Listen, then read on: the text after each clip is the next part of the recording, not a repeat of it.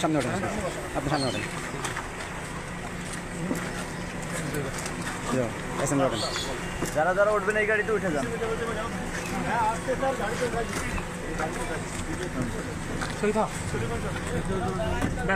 ব্যাস, না আর কেউ নেই।